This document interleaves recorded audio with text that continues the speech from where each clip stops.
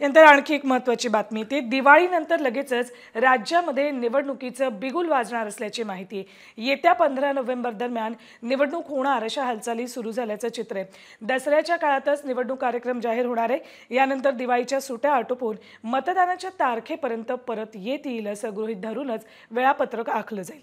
विधानसभेची मुदत 26 नोव्हेंबर 2024 रोजी संपेल।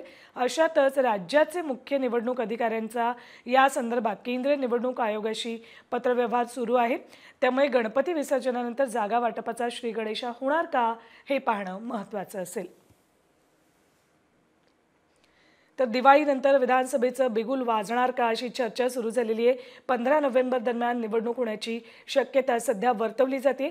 त्यानुसार राजकीय पक्ष सुद्धा कामाला लागलेले आहेत। नवरात्रीच्या दरम्यान, दसऱ्याच्या दरम्यान याबाबत घोषणा सुद्धा केली जाऊ शकते। दिवाळीनंतर विधानसभेचं बिगुल वाजण्याची शक्यता आहे।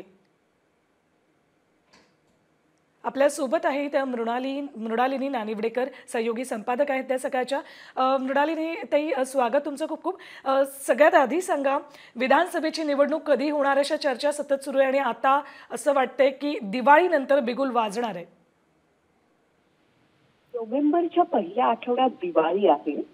त्या दिवाळी सणाला गावी गेलेले लोक साधारणतः 8 तारखेकडे परत येतील असा निवडणूक आयोगाचा अंदाज आहे।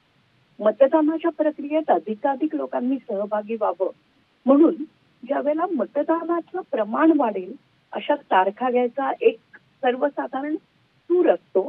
त्यानुसार नोव्हेंबरच्या 10 तारखेनंतर 15 ते 16 तारखेच्या आत केव्हा तरी मतदान होईल असं सरळ दिसतंय।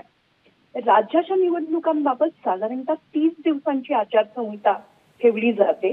त्यानुसार ऑक्टोबरमध्ये दसरा संपताच निवडणुकीची घोषणा होईल असा प्रारंभिक अंदाज आज तरी दिसतोय।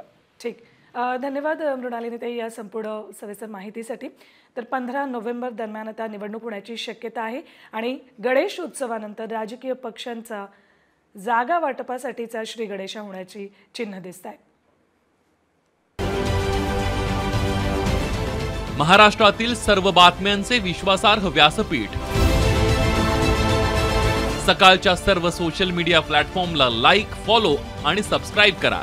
तसंच सर्व नोटिफिकेशनसाठी बेल आयकॉन प्रेस करायला विसरू नका।